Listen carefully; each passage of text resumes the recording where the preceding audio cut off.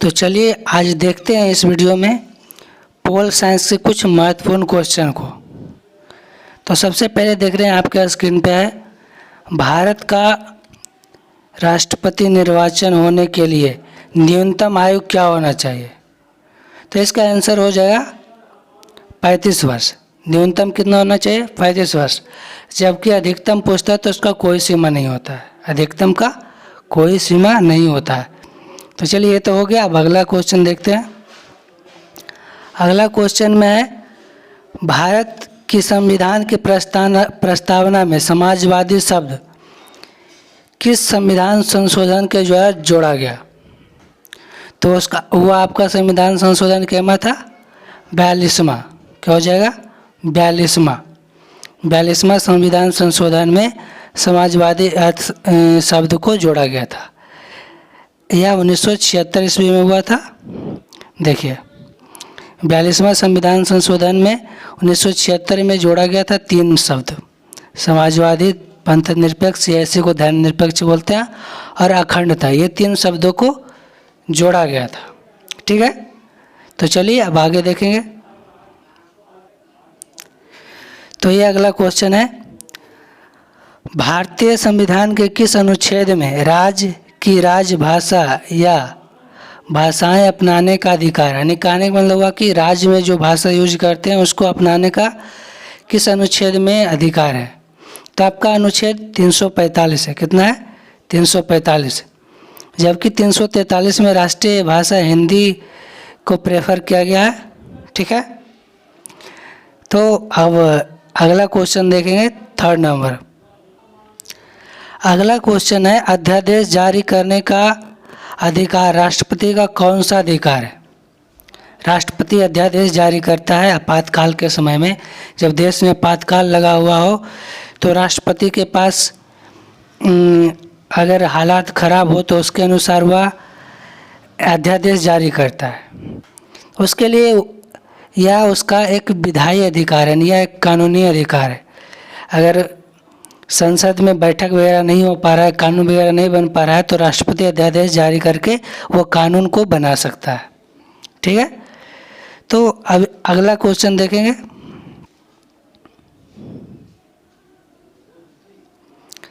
निर्वाचन आयोग की सहायता के लिए लोकसभा और राज्य विधानमंडल के साधारण निर्वाचन से पहले प्रादेशिक निर्वाचन आयुक्त की नियुक्ति करने का अधिकार किसे प्राप्त है? तो यह अधिकार किसको प्राप्त है? हमारे राष्ट्रपति को प्राप्त है, हमारे देश के राष्ट्रपति को प्राप्त होता है। ठीक है, तो चलिए अब अगला क्वेश्चन देखेंगे।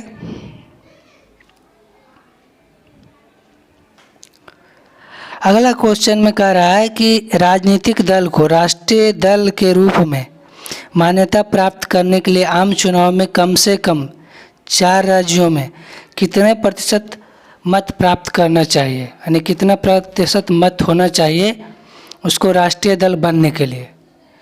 तो इसका आंसर हो जाएगा 6%, 6% हो जाएगा। किसी भी दल को राष्ट्रीय दल के रूप में मान्यता प्राप्त करने के लिए कम से कम 6% मत की आवश्यकता होती है। कितने राज्यों में? 4 राज्यों में। ठीक है, तो अब अगला देखते हैं। इसी में देखिए हमारे देश में कुल वर्तमान में 7 राष्ट्रीय दल हैं। कितने राष्ट्रीय दल हैं? 7। पहला आपका है भाजपा, जिसको बोलते हैं भारतीय जनता पार्टी। दूसरा है भारतीय राष्ट्रीय कांग्रेस, जिसको कांग्रेस बोलते हैं। एक है बहुजन समाज पार्टी, भाजपा। और अगला 4 नंबर में भारतीय कम्युनिस्ट पार्टी, इसको शॉर्टकट में बोलते हैं माकपा। ठीक है, उसी प्रकार से एक है मार्क्सवादी कांग्रेस पार्टी नंबर 5 का, इसको बोलते हैं माकपा। और जबकि 6ठा में है राष्ट्रीय कांग्रेस पार्टी, राकपा। कौन सा? राष्ट्रवादी कांग्रेस पार्टी। और 7 नंबर में अखिल भारतीय तृणमूल कांग्रेस, ये 2016 में जुटा था। 2016 में राष्ट्रीय दल का मान्यता प्राप्त किया है। ठीक है, ये हमारे देश के 7 राष्ट्रीय राजनीतिक दल है।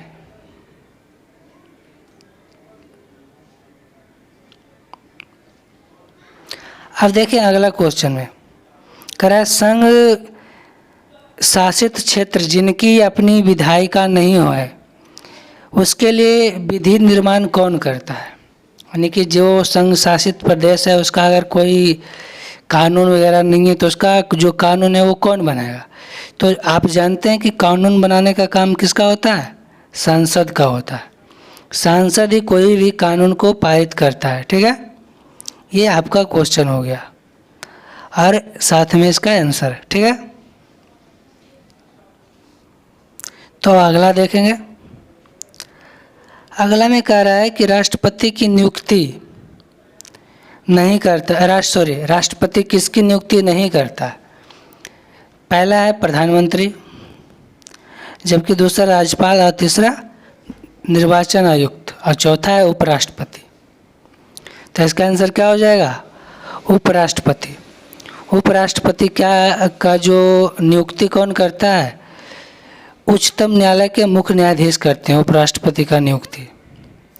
राष्ट्रपति इसका नियुक्ति नहीं करता है। ठीक है, ये हो गया। अब अगला देखेंगे। अगला में कह रहा है भारत में लोकपाल या लोकायुक्त की स्थापना का सुझाव किसने दिया था। तो इसका जो सुझाव दिया था प्रशासनिक सुधार आयोग दिया था। कौन दिया था, प्रशासनिक सुधार आयोग। भारत में लोकपाल या लोकायुक्त होगा, इसकी जो सुझाव दिया था और प्रशासनिक सुधार आयोग दिया था। ठीक है,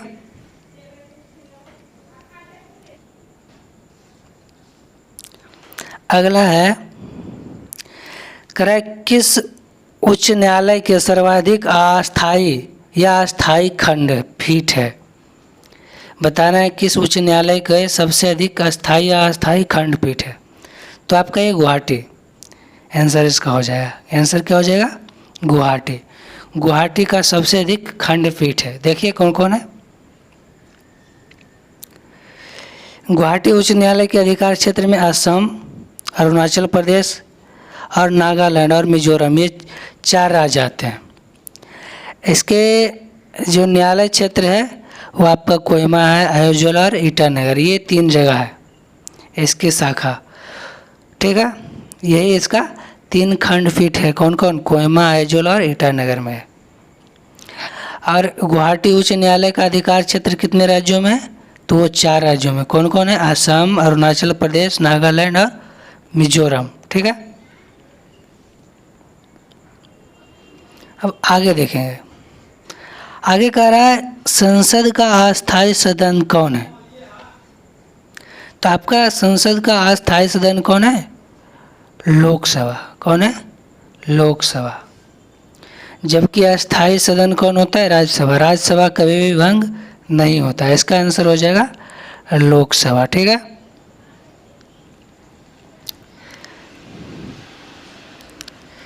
तो आगे देखेंगे। वो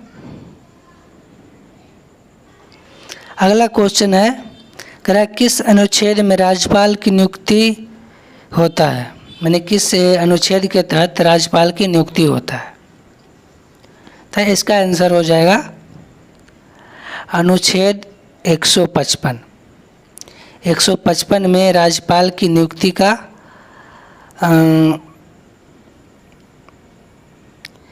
के बारे में है। ठीक है,